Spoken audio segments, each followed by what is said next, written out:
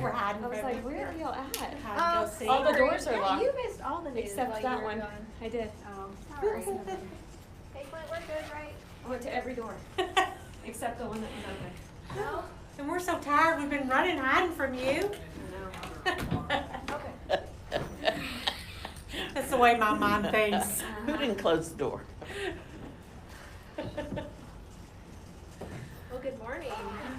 We're glad to see everybody today. Just so everybody knows, we are recording these. So last week's was recorded. They will go to YouTube, but privately, so you'll need a link from me, so that it's just not out there for all the world to see. But I can send you the link if you want. For this class, whatever, any class, that it works, and it's working today. So before we get started, a couple of things. First thing is that it was brought to my attention that the Ladies Card Ministry also meets on Tuesdays, the second and fourth Tuesday of every month. So we have a little bit of a conflict there because like Barbara Hightower would like to be in here too, but she's got responsibilities over there. So we need to figure out another day of the week that would work better, just not on a Tuesday. I thought about that also. Okay, I was so, like, do you have an idea? Do you have a Monday, a Wednesday morning? I don't know if that Wednesday works. doesn't work for me. Okay, and of course we have a Thursday and a Friday. I'm free. Mondays are really hard, but I'm free. Mondays Friday. well, don't go by me, my schedule's crazy, but Mondays will probably be the least availability. Okay, well, that's fine. That's what we need to know. And Sounds same like here. Thursday. Monday is the only not good day for me. Okay, so Sounds we'll like scratch Thursday Monday, might be a- scratch Tuesday, scratch Wednesday, so we have Thursday or a Friday. Either are great for me. Same here. Okay, Thursday sounds good. Thursday sounds Yeah. good? Okay, so we'll move it to Thursday. We'll put that in the bulletin. Everybody will know that. It'll just now be every Thursday. Probably could do 10 it o'clock. Tuesday at 9 or 11 and then make it do Oh, both we could move it to like. while everyone's here. I mean, I'm Yeah, just while throwing that out there. everybody's here. That's a Oh. good It idea. doesn't matter to me because, I would Mary say- can't make it here by 9 o'clock. oh yeah, that's. She can make it here by 11. Oh, yeah, but I thought that's what you were They're saying. when usually you- over by then. And then Oh, they okay. would already be here. Yeah. I mean, you might ask They might them even because be sometimes they able to stay say- longer. Okay, Just can you palling do that? around. Later, a little bit later? Okay, I really like Tuesday better, but I can be flexible. I'll check and it'll be a surprise. Look at the Okay, we'll find out Sunday. Yeah, find out Sunday. Okay, good.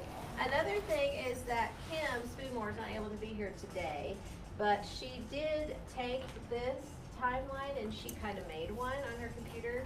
Now, I told her I'd make some copies, but I looked it over and she's got one major thing quite not right. She had Jesus too far into after the first century here. She had him in the 500s. So I know she'll redo that, and then when she gets it fixed, then we can make That was a copies. very good concept. She And- showed that yeah. to me, and Yeah, I was like, good. yeah. Yep. I was telling her of all the charts that Clint made throughout his, preaching career, he's never made one just that simple that I could hand out. Of course, I could probably make one, but who wants to do that? Okay, and then I do want to, if you missed Clint's Wednesday night class last week, I highly recommend getting this chart at least. And you can go back and watch it on YouTube if you really want to see. But this was really good filler information for the genealogies in Genesis 5 and 11. Great information on there. He also did, Mary last week in class asked about what does BCE mean and CE, and Clint did mention that in class. BCE means before the Common Era. CE means Common Era. So that's a way that people have used to denote time instead of BC and AD, because when you write BCE before the Common Era, it excludes any kind of deity. So you don't have to even acknowledge a God, because BC means before Christ, Okay. and AD means in Latin, in the year of our Lord. So BCE, so now in some history books you'll find BCE, or on the internet, BCE, CE, so as to take God completely out of it. But anyway, he did mention that. I did write on here, this is the timeline we talked about last week. These 4 words we're following now last week we looked at the biblical timeline, just a big, huge picture of it. This week we're gonna look at the biblical seed line of Christ, because we know what happened here at the very beginning after the creation in Genesis chapter 3. Sin came into the world, but God was ready to remedy it. He promised big time He was going to send someone, a human, to take care of it, and so we're going to follow that through Genesis and just barely into the New Testament today. Okay? Everybody hot? No? You good? Okay. It's fun, really. It works really well. So if you want to go ahead and open your Bibles, we're going to be in Genesis for the most part today. And I just want to let everybody know I'm not ill. I have allergies constantly, so I don't want anybody to think I have a cold or I've come to contaminate you. I promise it's allergies. Very good. Definitely not worried. Okay. I believe you. Okay, so when you open up your Bible to the very first book, Genesis, the actual original Hebrew title of the book was this word, Bereshith, which means exactly what Genesis 1:1 means, in the beginning. That's exactly what it means. So this was the original title in Hebrew of this That's book. Hebrew. Yeah. And So then, was that instead of Genesis? yeah, because the Old Testament was written in Hebrew, so that was its original title. Moses put that, or somebody put that. But we know it by Genesis, which is a Greek word. Genesis, which means in the Greek origin, source, generation, or beginning.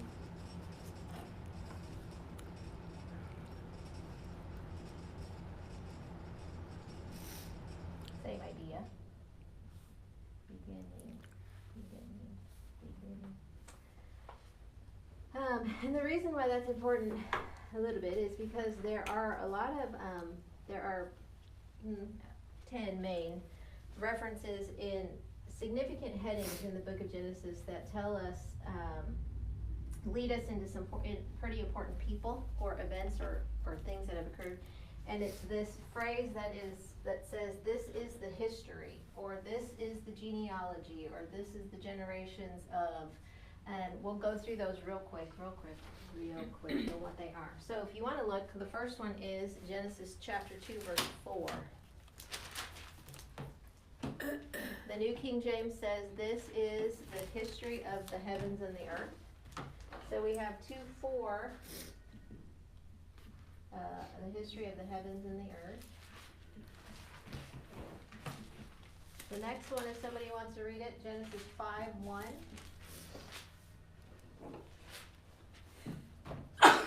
You want me to read it? Yeah. When no bush of the field was Oh. yet in the land. Genesis 5:1, 5:1. sorry. That's Not okay. 5. Y'all go ahead. This is the book of the genealogy of Adam. All right, there's that phrase again.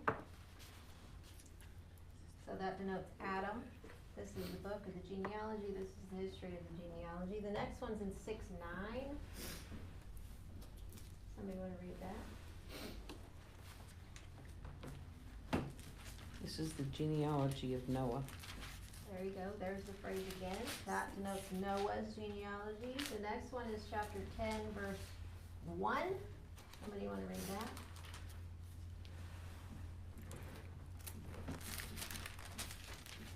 Now this is the genealogy of the sons of Noah. There we Doesn't go. anybody else want to read? I'm not fast enough. There's the next phrase, this now denoting the genealogy of Shem, Ham, and Japheth.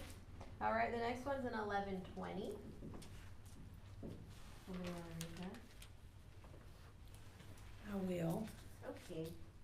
So again, we're looking at the significant headings in Genesis that give structure to the book for us. They're all the same phrase in Hebrew. This one mine says 11:20. It says when Rue had lived 32 years. There's the wrong. he fathered Serug. Probably 27. Yeah. Oh, no, sorry, When 10. Tara, I hit the wrong number on my keyboard. Oh, okay. 11, 10. these are the generations of Shem. There we go. These are the generations. It's the same phrase. So That's why I was like, oh, I got the one that says something different. Shem's genealogy. Okay, the next one's 1127, like Denise said. Someone would read that. The generations of Terah, Yeah. so Abraham. Yes. So we Abram. have now the generations of Abram. The next one is 2512. Way in there.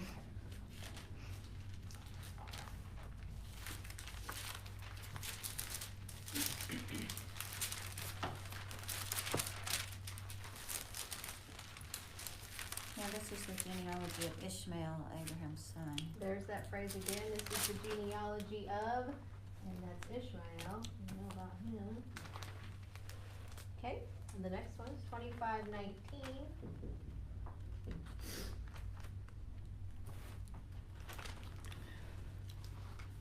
Generations of Isaac. Yep, there's the phrase again. This time denoting Isaac. 36:1. Next.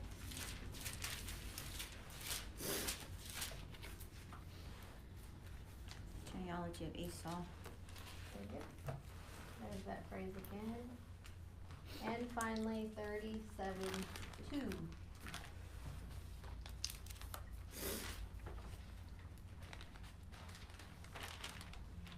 This is the history of Jacob, Joseph, and 17.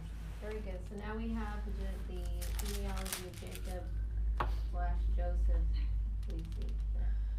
Okay, that's just something to give a little structure to the book. That phrase it's found 10 times. We've listed 10 scriptures here. It's actually found a few more times, but these are the significant ones that help us to see the main people in Genesis. All right. Now, let's get going. So today we're going to follow the biblical seed line of Jesus because we know that in Genesis chapter 3, that's what God promised. He's going to send a seed, a human, somebody who's going to crush the head of Satan, right? And so we're going to fill this in, this little humanity, nationality, tribe, family, as we go through this seed line. We find in Genesis 3:15, that scripture denotes Jesus was going to be a human, a man, so I'm going to put that reference here, Genesis 3:15. And as we follow this seed line, we're going to see where it then describes his nationality, his tribe, and his family. Okay. You guys a lot of you probably already seen this before. I know that Clint's taught this before. Okay, so Genesis 3:15, that's the promise that denotes Jesus' humanity. He's going to come in the form of a man to save humanity. We know in Genesis 5, we have the seed line of Adam. Adam began all things. He and Eve began the human race, right? And so we see his genealogy in chapter 5, and it goes all the way through to Noah in verse 32. And then we pick up Noah's genealogy in Genesis chapter 11. We talked about this last week. With Shem, because remember Noah had 3 sons, Shem, Ham, and Japheth. God had to pick one of those, and God chose Shem to continue Jesus' seed line, and so his genealogy is recorded in chapter 11 to get us to Abram, right? And that's who we get to in verse 26. Terah lived 70 years and begot 3 sons, Abram, Nahor, and Haran.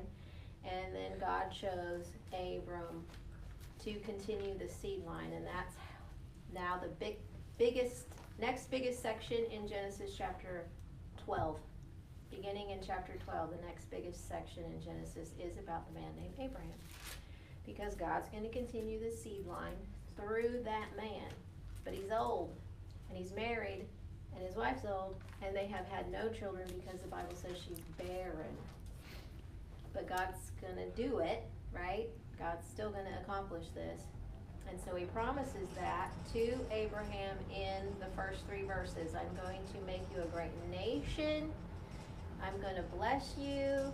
All of the families of the entire earth are gonna be blessed through you. Yeah. So that's the big promise, and that's where we narrow this down now to his nationality. Right here in Genesis chapter 12. Abram now is beginning a nation of people of his own. If you remember when we looked at in the back of our Bibles last week, we saw on the map where Abraham lived. You remember that? And you can look back if you want to, but he lived really far from where God told him to go, right? But he obeyed and he went and took that journey. So out of those 2 people, Abram and Sarai, at the time, he was going to make a great nation. And so we have a new nation forming, and so from here we see Jesus' nationality begin right here in Genesis chapter 12. All right, let's see, chapter 15, just mosey through Genesis here. God then makes a covenant with Abraham. Covenant is simply an agreement between 2 people. That's basically what it is. A marriage covenant's the same thing. It's an agreement between 2 people. They vow to live faithfully to each other for the rest of their lives. And so God now makes this covenant with Abram, and he recounts the promise and says, if you look towards this is verse 5, look toward the heavens and count the stars, that's how many your people are going to be. And it just says here that Abraham believed God and accounted it to him for righteousness. So that was the covenant in Genesis chapter 15 that God makes with Abram. And then in 16, well, we know what happens here in Genesis chapter 16. That Abram and Sarai try to take care of the situation themselves and say, oh, well, you're old, I'm old, I've been barren my whole life, we're not having kids, so here, take my handmaid. God, but must be what God means, that you have to take my handmaid, have a child with her, and that is going to be the one who's going to, because Abraham's saying, look, God, I have no heir. The servant in my house, he's my heir, because I have no children. So they take it in their own hands and produce Ishmael, right? Okay. So Ishmael is born. Chapter 17 is the sign now of the covenant that God made with Abraham in chapter 15. God made an agreement with Abraham, and now here's the sign of it, which is circumcision in Genesis 17. Come on in. Can we come here? Yes. Is there a chair right there? Or here? Good morning. Good one.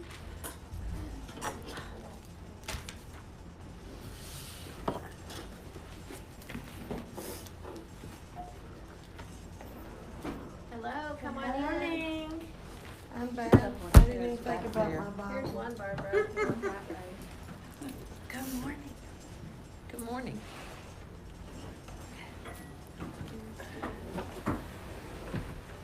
I'll sit here and I'll read your notes. Hey. You can read it. No, you're fine. I'm glad you came over. Yeah, you guys finished really fast over there. That's good. Okay, very good. We are just going through the seed line of Jesus in Genesis. So right now we're in chapter 17. And just mentioning that this chapter records the sign of the covenant that God made with Abram, which is now circumcision, and he commands all of the males to be circumcised who are of his house. And they do that in chapter 17, sorry. 21, here's the next biggest significant thing. Finally, Isaac is born. Sarah and Abraham's son is born.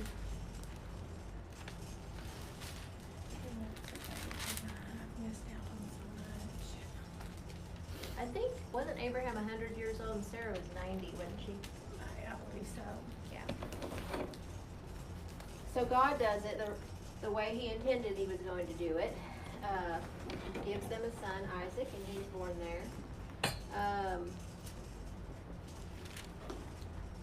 Isaac, next we'll go chapter 25.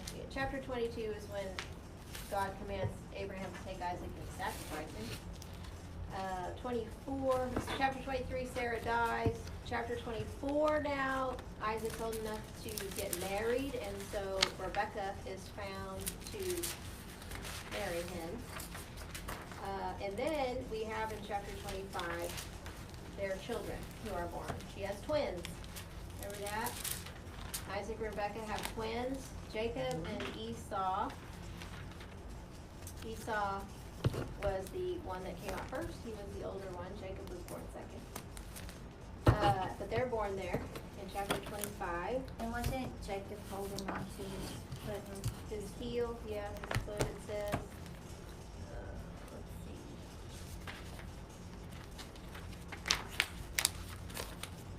Verse is that?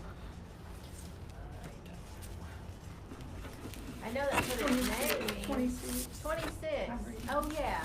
Afterward, his brother came out and his hand took hold of Esau's heel, so that's why they named him Jacob, because it means, his name literally means, one who takes the heel, which implies somebody who's deceitful. You know, like somebody knocking the knees out, your feet out from under you. Somebody who is a supplanter is another word for that, and we'll talk more about that in a moment. But now that Isaac's children are born, here we have two now. God's going to decide on who's going to continue the seed line of Jesus, because Jesus can't come through both, so he's got to come through one. But first, in chapter 26, we have now God's promise to Abraham now reiterated to Isaac. That's chapter 26 and verse 4. These are the exact words, pretty much, that God said to Abram. Somebody want to read that? I will multiply your offsprings as the stars of heaven, and will go to your offspring all these lands. And in your offsprings all the nations of the earth shall be blessed. There you go. So in your seed, in your offspring, everybody's going to be blessed through you. So he reiterates this. God repeats the same promise now to Isaac. So you have it said first to Abram, now to his son Isaac. And if you turn over to chapter 28, what son did God choose between Jacob and Esau to continue the seed line? Jacob. And so God repeats the promise, the same promise now to Jacob. If somebody wants to read chapter 28, verse 14.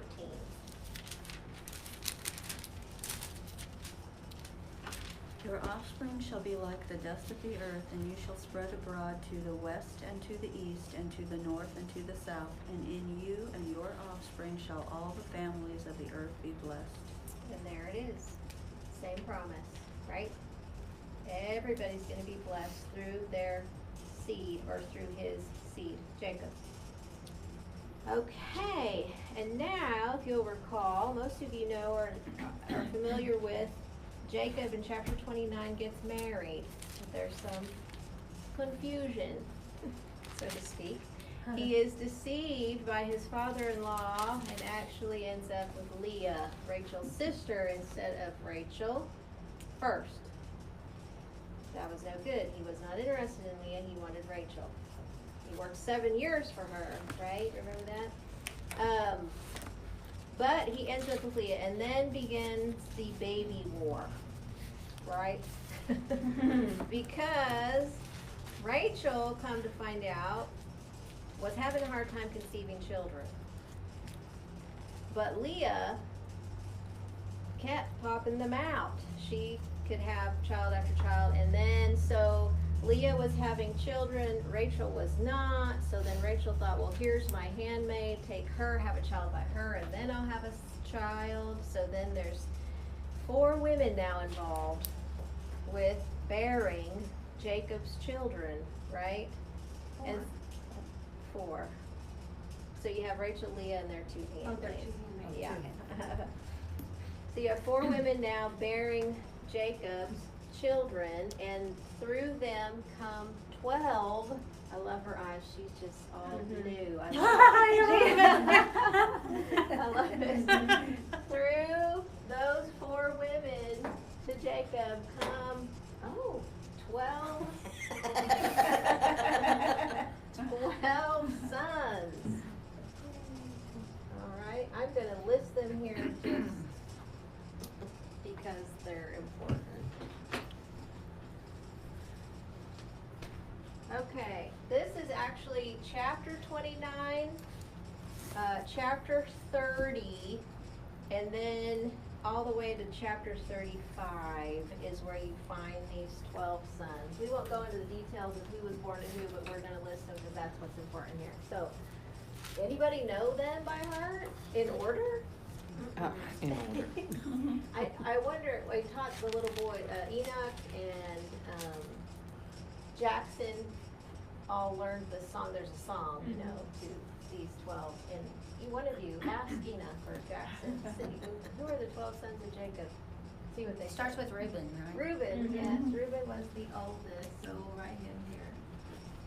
So if you can find him, we can list him here. They're right, it's, Reuben. 35, verse 23. Does it list them all there? And it lists them, Bob and Perrin apparently. Very The good. sons of Leah are Yes. Reuben, Yes, so that was Jacob's Simeon. firstborn. Hold on, let me write it here. Simeon. Levi, Yep.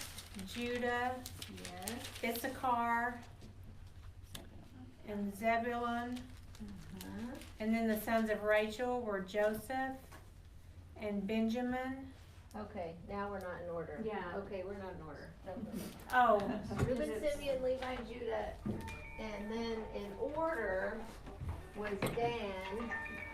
and Naphtali, Yes, Naphtali, Naphtali, okay, and then Gad, and Asher. Right? Yeah, Gad and Asher. Mm-hmm. Now we have Issachar. Is this where we, okay, then we go back up to Issachar, and then Zebulun, Yeah. And then Joseph. and Benjamin. Yes.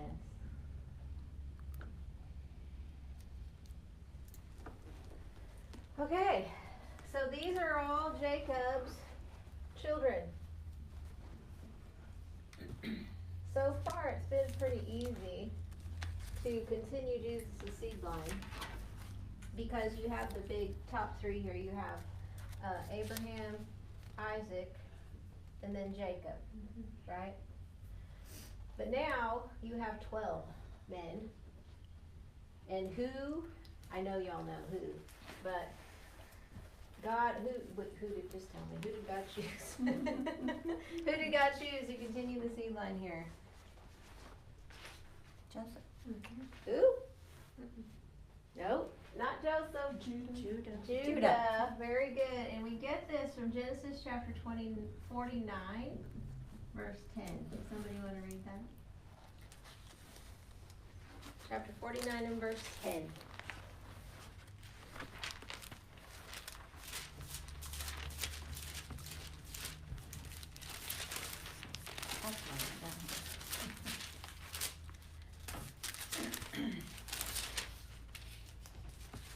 The scepter shall not depart from Judah, nor a lawgiver from between his feet until Shiloh comes, and to him shall be the obedience of the people. This is a prophecy. This is Jacob actually blessing his sons, his 12 sons, right before he dies, and he's speaking to Judah and prophesies about the scepter, that's the king's staff, that's not going to depart from Judah. So there is the first hint, anyway, that we get, that God is going to continue the seed line through Judah from Genesis chapter 49 and verse 10. So that now denotes his tribe. So in this verse, is Shiloh referring to Jesus? Yeah, Okay. till Shiloh comes. It means peaceful one, something like that. Yes. Now, I got ahead just a little bit.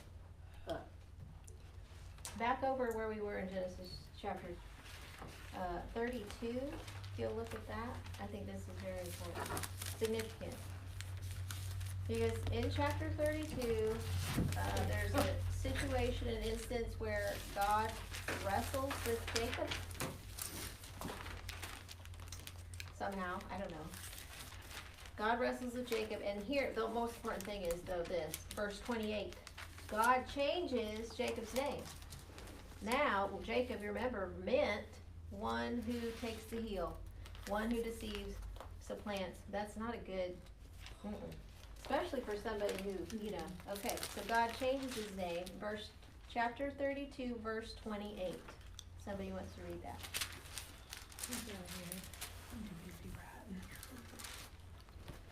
Then he said, Your name shall no longer be called Jacob, but Israel, for you have striven with God and with men and have prevailed. Okay, so what does God change Jacob's name to?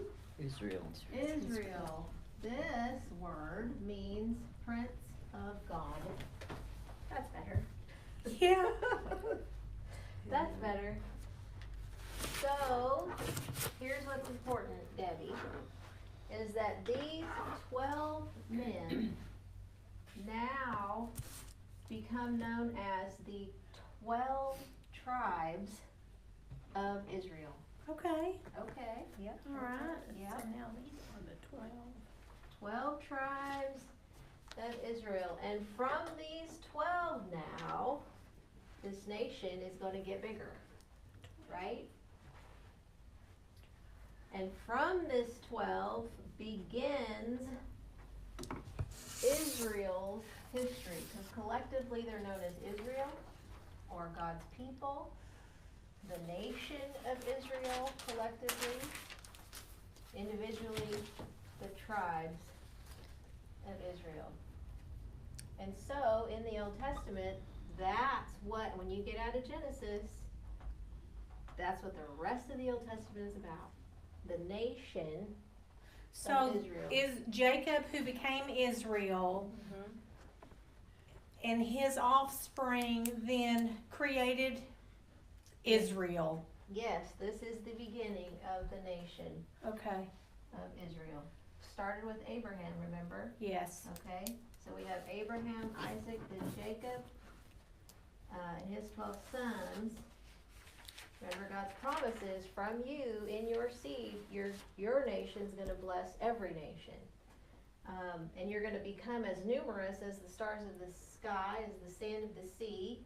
And so now we see a little bit more how this is gonna work out, don't we? Yeah. Because before we just had Abraham, who had the one son, Isaac, who had two sons, Jacob and Esau, and now Jacob, who has 12. So we see better prospects here of a big group of people, kind of a big nation now happening, growing here.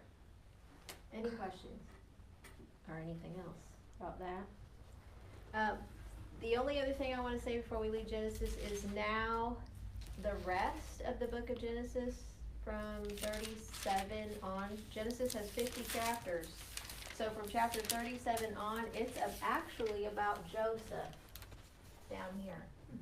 It's his story. And the reason why is because when you open up to Exodus, the nation of Israel is no longer in Canaan, in the promised land where God told them to go. When you open up to the next book in Exodus, where are they? Egypt. Egypt, right, because we learned that Joseph first went there, and then his whole family went there. Okay, so that's why most of the rest of Genesis now is about Joseph, because it's telling the story of how Israel got into Egypt. Okay, very good, yep. Do we know which tribe Moses was of? Was he Joseph? We don't have to stop, Levi. just a question. Was he of the Levi. Levi? Yeah, he was, that's right, because his Okay. brothers became Levi. Yes, Oh, that's okay. right. Very good, thanks, Denise. Let's see. Okay, so, before we leave Genesis, I forgot. this is, if you're, I have like the whole Seedline in my Bible, outlined in red. Does that make sense? So like, I don't know if you can see, let me show it here.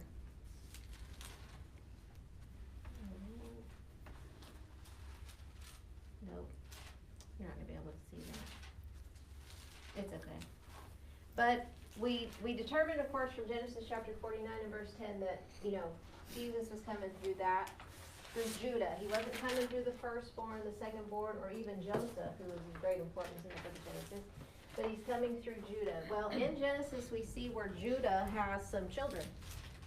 Genesis chapter 38.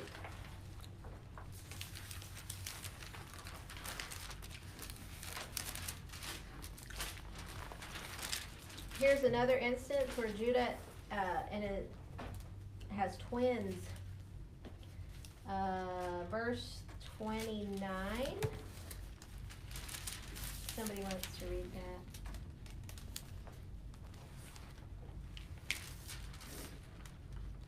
that. Chapter 38, verse 29. But as he drew back his hand, behold, his brother came out, and he said, What a breach you have made for yourself. Therefore his name was called Perez. Okay, there he is. And then verse 30 says, afterward, the next baby came out, and his name was called Zerah.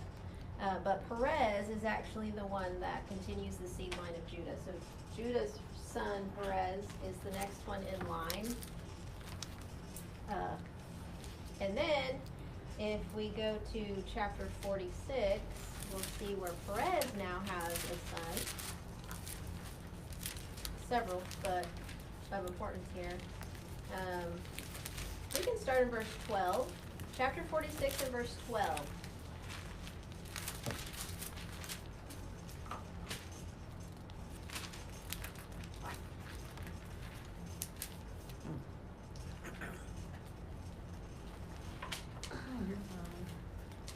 The sons of Judah were Er, Onan, Shelah, Perez, and Zerah. All right, there's Perez, right? Okay. Now, keep going. But Er and Onan died in the land of Canaan.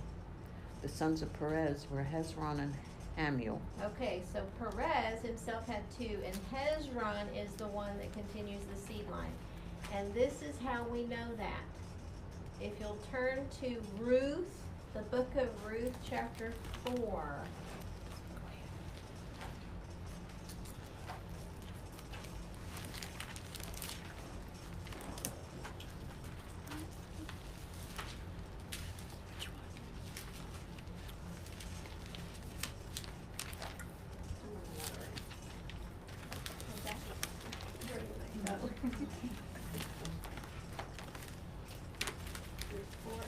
Yes, in Ruth chapter 4, beginning in verse 18,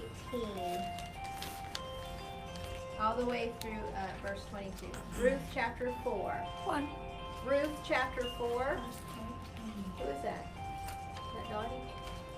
Dottie, is that your phone? No, I got mine on Do Not Disturb. Oh, okay. I think it's so big that everything is so Stop. it's hard to find. Are you lost, sister? No, what's this? Oh, you got a big light there. Ruth. Okay. I'm missing it. So in Ruth chapter 4, I'll begin reading. It's Ruth chapter 4, verse 18. Are you ready? Here. Now this is the genealogy of Perez. We just talked about him, didn't we? Perez begot Hezron. Hezron begot Ram. Ram begot Aminadab. Aminadab begot Nahshon, and Nahshon begot Salmon. Salmon begot Boaz, and Boaz begot Obed. Obed begot Jesse, and Jesse begot David. David. There we go. So now we have a family. We've narrowed it down to a family. But we're not going to take this first. I'm not going to write this first right there. Because there's a promise where God makes a promise to David and says, from your seed, there's coming a king. Somebody. Yes. 2 Samuel 7.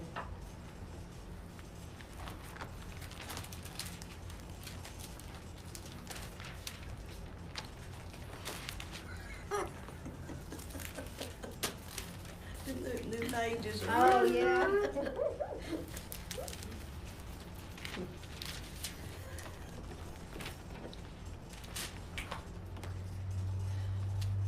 And she don't wanna lick my Bible. No. No. She's like, "Oops, I'm not lick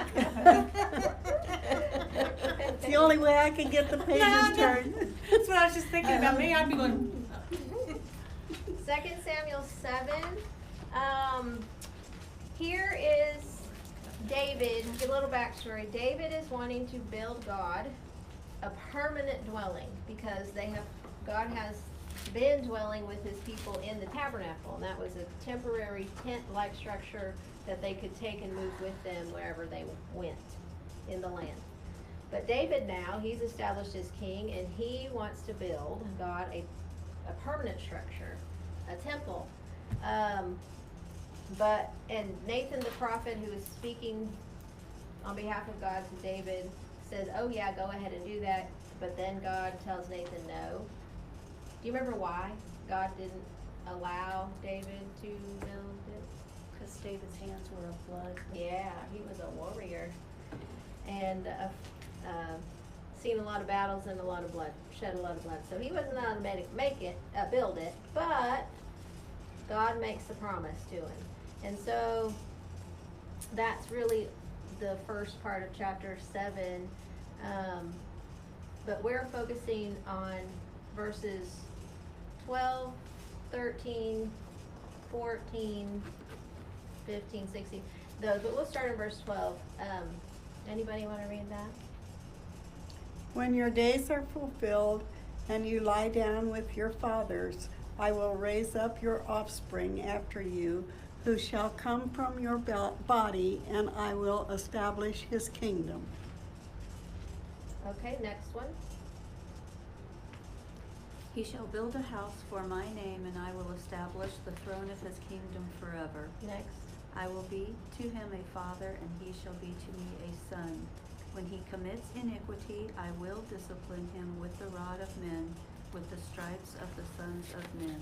Okay, that's pretty good. So here now, God's talking to David and says, yeah, okay, well, you're not going to build a house for me, but I'm going to set up my version says seed, offspring, after you, coming from your own body, who is going to build a house for me. Now, the uniqueness about this promise is that it's doubly fulfilled. It's initially fulfilled through David's son, Solomon. Solomon, we know, is the one who became king next and who built the temple for God. David made all the preparations for that, had all of the materials brought, did everything he could before he died, other than build it. He did everything he could and then left the building to his son, because that's what God said. And so the first fulfillment initially is, the immediate fulfillment is that Solomon, his son, is going to build the house. All right? But the secondary fulfillment is that there's going to be a seed coming from David who's going to build a better house, a more permanent dwelling. Does that make sense? And so that, of course, is Christ, who's coming to build his church, wherein God actually dwells now, right? So there's a double fulfillment to this promise or prophecy from 2 Samuel 7. But this is where we get this final fill in the blank here of family. We've discovered Jesus' humanity in Genesis 3:15, his nationality through Abram in Genesis 12. Narrowed it down to the tribe in Genesis 49:10, the tribe of Judah.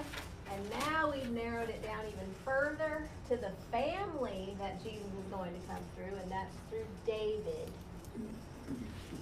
And that really is most of what you find in the Old Testament. You do have to turn now to Matthew chapter 1. to see it happen, of course.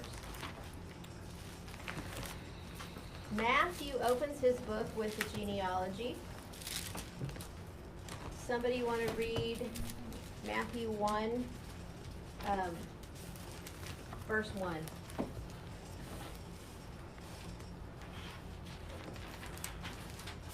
The book of the genealogy of Jesus Christ, the son of David, the son of Abraham. Okay, so there you have big names right there, don't we? Jesus, the son of David, the son of Abraham, we've already seen that here. And then if you read verses 2, 3, 4, 5, it reads almost exactly like what we read in Ruth chapter 4. You see the big names. Abraham begot Isaac. That was his son. Isaac had Jacob. And Jacob had Judah. He's the seedline carrier, and his brothers. And then Judah begot Perez and Zerah, but it was through Perez that he begot Hezron. Hezron begot Ram, and so on and so on and so on, until you get to David in verse 6. You see that? All right. So there's one genealogy. If you turn over to Luke chapter 3, there's another one. Mark does not have a genealogy. John does not have a genealogy. Only Matthew and Luke. In Luke chapter 3, beginning in verse 23, this is now the genealogy of Jesus, but it works backwards. So here in Luke, Luke begins with Jesus and works his way back. Who does he end with in verse 38? Adam. He goes all the way back to Adam in his genealogy. So Luke begins with Jesus and works all the way back to Adam. Whereas Matthew begins with Abram, like we did, and works all the way to Jesus. He doesn't go back to Adam, but he begins with Abram and works all the way to Jesus. So those are two unique differences between these two genealogies. The next really important difference between these two genealogies is that Luke's genealogy is actually Mary's seedline, and in Matthew 1 it's Joseph's. But the two seedlines, though they're of two different people, they converge. They meet together. I can't remember where it is, but I know it's in here somewhere. I don't even know if I have it marked. Oh, maybe it's in verse 31, I think. David. They converge at David. I was wondering why these names didn't line up. I was going, wait a minute. That's why. I just learned something. Yep. Okay, so there we have the seed line of Jesus, and Jesus comes into the world, and that's how he got here. That's how God chose to bring him through a long period of history, didn't he? Okay, next week we will discuss now the history of this nation of Israel. Because like I said, and it's going to take up this time right here. Here we have Abram, of course, the beginning of the nation of Israel. His son Isaac, his son Jacob, and then these 12 tribes. And I'm sorry, it's going to take up, we already talked about this, it's going to take up all the way over here to the rest. So here it began, and we'll start talking in Exodus a little bit. We'll hit the highlights anyway of what this book is about with Moses. And then we'll make our way in Israel's history all the way to The end of the first, so the end Old of Testament. The end of the Old Testament, yes. Yes, talk about that Do you now. need Yes. copies or What? Clint still have those, or Oh, do you yeah, need yeah. copies? I'll bring Okay. those next week. Okay. Well, don't bring one for me, because I've got Oh. mine. Any comments or questions or anything? Is there smoke coming out of my ears? What? Is there smoke coming Oh, out of my no. ears? It's so much. I know. And now I'm gonna have to go home and I'm gonna have to rewrite this chicken scratch so I can understand what I've written. Oh, yeah. It's so much, but yet the way you presented it so simple. Yes. And so easy to follow. Yeah, if you sit down and try to read it, because I think it's because this is not in order, like it doesn't read like a book, it's harder to follow than if someone puts it down on the board and explains it that way. If you read through it, it's like, wait a minute, when did that happen? Well, and I get distracted with all the little things, lose the big picture. Me I too, just- I'm all over not the good place. at just seeing the big thing, it's like, what's this over here? Rabbit chasing is, some people Yeah. like to call it. I call it ADD. It's heavy though. Last week I recommended reading through Genesis because it's an easy book to read. It reads like a book, like a novel or a story. It follows a line of thought. It's getting to a point. It's not getting bogged down in what we're talking about here. You know what I'm saying? It's telling a story to get to here, this man's story, because of the next book that's recorded in Exodus, and how this nation ended up in a totally different country, and how God worked through all of that, and how God's gonna now bring them out of that country, back to where they're supposed to be. And we'll begin there next week to talk about this nation of Israel and what happened to them and where did they go, that kind of thing. Because they have a long history, so now we have all of this time here.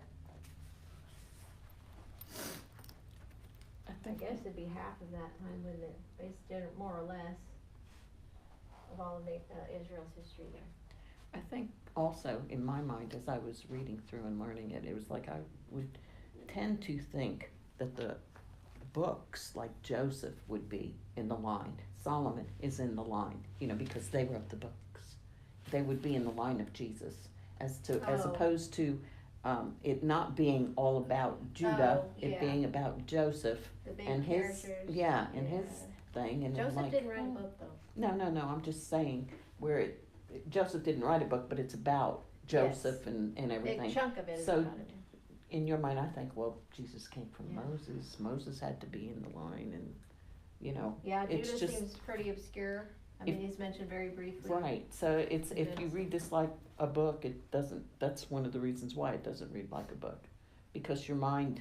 If you're trying to follow that, yeah. Right. My mind took it as these people in here must be the ones the important ones who are in the line of Jesus, not the little obscure ones. Yeah. That you don't read about. So, Yeah. and yet some of them are.